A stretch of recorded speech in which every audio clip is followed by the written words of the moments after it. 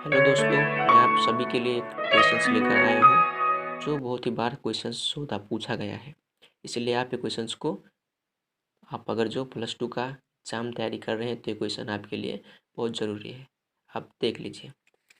ये set are question number 12C में page number 122 में ओल्ड इज गोल्ड से आया है। क्वेश्चन इस तरह है, a physics teacher stands on a freely rotating platform, he holds a dumbbell in his hand of his outstretched arm while a student gives him a push until his angular velocity reaches 1.5 radian per second. When the freely rotating spinning teacher pull his hand in close to his body, his angular velocity increase to 5 radian पर second. मतलब उसका 1.5 radian पर second से 5 radian पर second हो जाएगा। तो और पढ़ते हैं हम, what is the ratio of his final kinetic energy to initial kinetic energy. मतलब उसका हमें पता लगाना है, रेशियो पता लगाना है काइनेटिक एनर्जी, उसका जो फाइनल है उसको इनिशियल काइनेटिक एनर्जी के रेशियो में पता लगाना है। तो हमें अब देखना है। नाउ हमें दिया है गिवन, आखिर हम देखते हैं गिवन क्या क्या दिया है। तो हम क्वेश्चन से देखते हैं, एंगुलर वेलोसिटी दिया है ω1 जिसे कहते हैं, वो दिया है 1.5 रेडियन पर सेकेंड। फिर दिया है, रुको थोड़ा हम बात कर लेते हैं। हाँ, और बाद में दिया है फाइनल एंगुलर वेलोसिटी हमारा दिया है ω2 कह के रेडियन पर सेकेंड।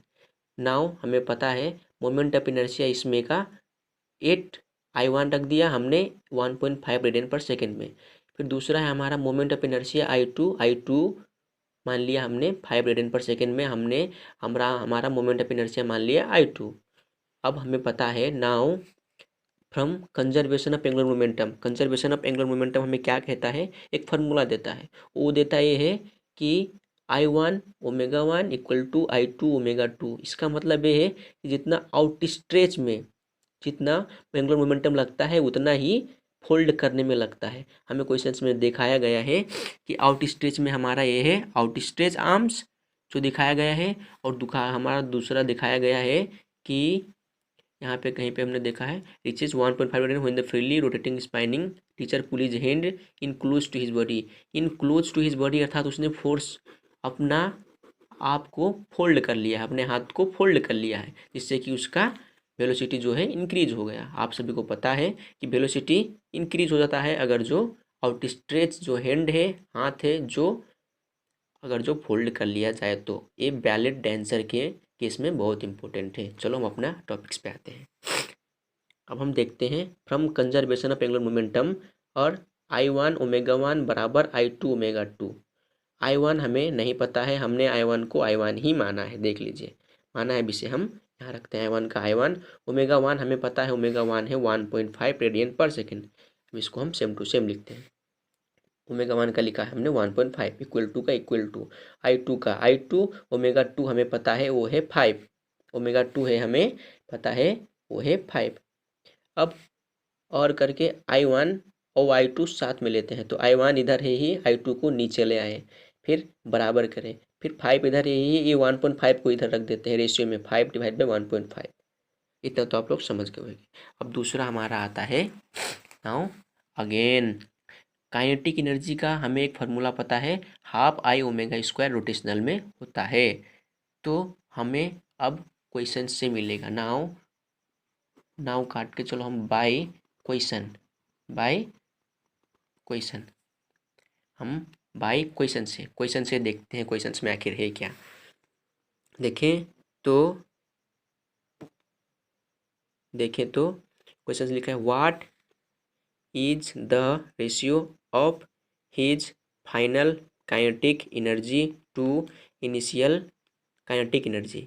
मतलब ratio of his final kinetic energy to initial kinetic energy. इसलिए हमें फाइनल काइनेटिक एनर्जी और इनिशियल काइनेटिक एनर्जी का हमें रेशियो पता लगाना है। तो देखिए काइनेटिक एनर्जी फाइनल का लिख दिया हमने ½ I2, क्योंकि हमने I2 moment of inertia I2 लिया है, इसलिए I2 फाइनल का, ω2 फाइनल का लिया है, इसे ω2² divide by kinetic energy ½ I1 ω1²। अब 1/2 1/2 सेम है, काट दिया।